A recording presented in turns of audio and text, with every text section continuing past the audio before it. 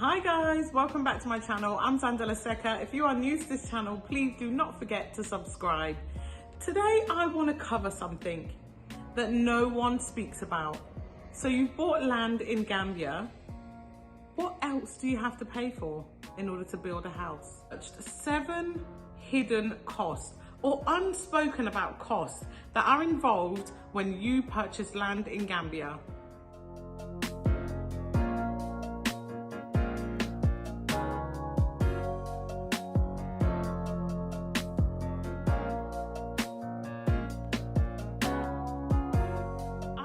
Been speaking to many people on different social media platforms and on my YouTube comments who are buying land in Gambia, and a lot of people ask me, what do you do after you buy land? What are some of the costs? So let's just get straight to it. So a lot of people who are purchasing land don't actually know that they have to pay for the official transfer from the physical planning department.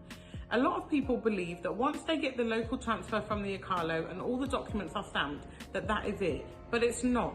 After you get your local transfer approvals, you need to then go and get your official transfer done from the physical planning department. The official transfer normally requires you to have a sketch plan that looks very similar to this. This one is done by the physical planning department. You will need to take this down to physical planning along with your local transfer and pay 7,000 dalasi for your official transfer.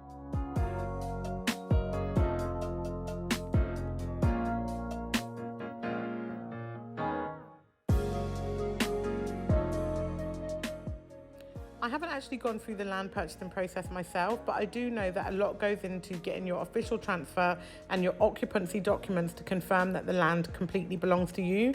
The Black Sit channel on YouTube and Investment in Gambia do have content on the process for buying land. After you've got your local transfer, it is your responsibility as the new owner to make sure that you get your official transfer from the physical planning department and your land occupancy document. Number 2 is your fencing permit. So I recently uploaded a video that covered how you get your fencing permit from the physical planning department and the cost of putting up your fencing.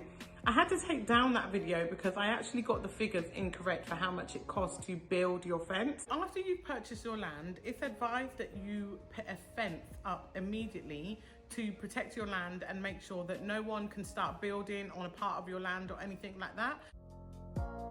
The first thing you need to do is make sure that you have all the correct documents in order to apply for your fencing permit, which is a local transfer, the official transfer, and all the land occupancy documents to prove the ownership of the land, and take it down to the Department of Lands and Surveys. Once you get there, you need to then ask for the Development Control Unit, which is typically known as the Physical Planning Department. When you get to physical planning, just inform them that you are there to apply for a fencing permit again, hand over all your documents and fill in any paperwork that is required. I believe the cost of the permit is around 900 dalasi, but that cost is calculated based on the size of your land. So be sure to have the cash with you just in case it's more expensive. You have your fencing permit, so your land is now secure and it fully belongs to you. You need to start thinking about getting your sketch plan and communicating with a local architecture who can draw your dream house for you. This sketch plan actually does need to be approved also by the physical planning department, and you have to have a building permit in order to start building your house. The third thing that I think a lot of people from the diaspora do not actually think about is your electricity supplier. So when we buy our houses over here and we move into a house, we don't even think about how am I going to get electricity to the place that I bought, because it already has electricity. You just have to make a phone call and change the electricity provider. That's not how it works in Gambia. Remember, you are just literally buying a piece of ground and you are going to build your dream house on that piece of land. So you have to communicate with the local electricity provider on how you can get electricity inside your premises. The first thing you need to do is go down to the NAWIC head office. NAWIC are the suppliers of electricity, sewage and water in Gambia. Their main office is based in Westfields, Gambia. To have your application form looked at, you need to pay 500 Dalasi, and in order to get your meter fitted at your premises, it is about 6,500 Dalasi.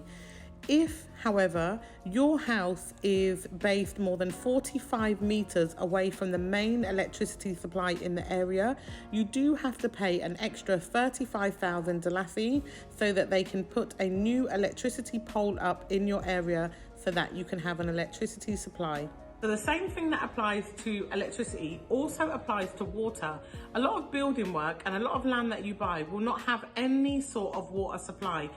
Some people, when they're building big houses, they actually do dig a well because it's cheaper to dig a well and get water from the ground than it is to actually get the water trucks to bring you water every day in order for you to complete your building work.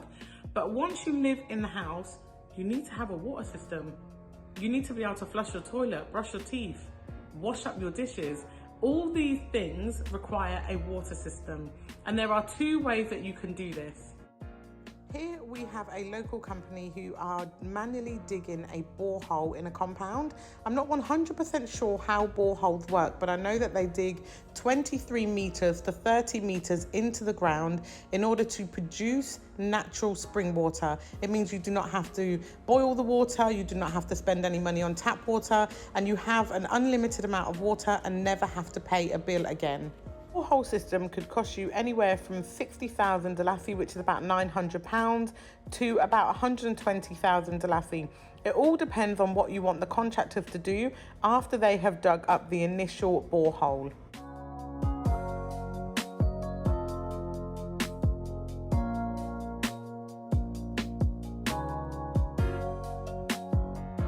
Great thing about a borehole system is that it can actually be connected to solar panels that generates energy inside your house. The other way to get water is to use NAWIC. As I said earlier, they provide electricity, water and sewage to your house. NAWIC charge about 10,000 Dalasis to connect a water supply to your house.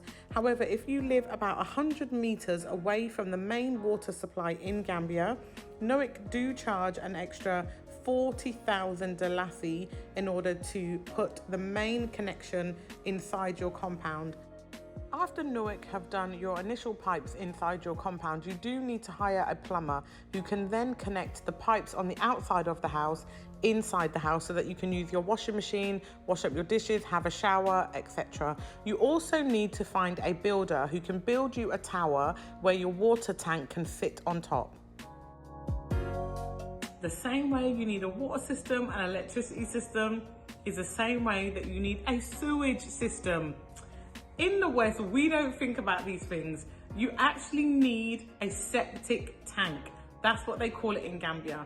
And this is about an 8-foot deep tank, which is about 4 by 4 meters square.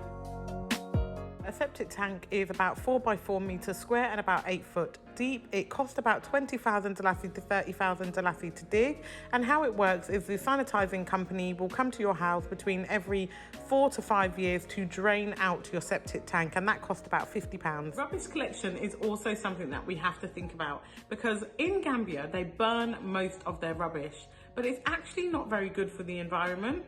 So we, as people moving from the diaspora, need to find a solution. There are several rubbish collection companies that you can pay a monthly fee to, and they will come round to your compound and collect your rubbish.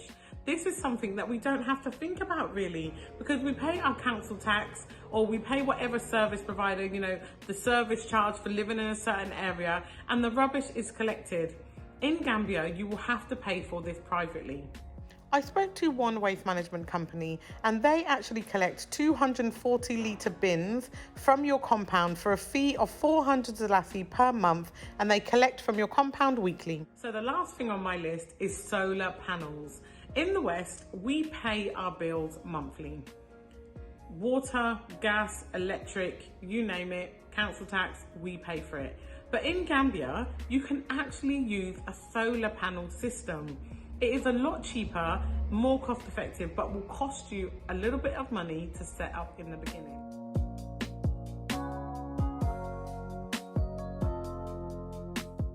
So there you have it, guys. Several costs that people do not speak about that we in the West just don't think about when we have to buy a house.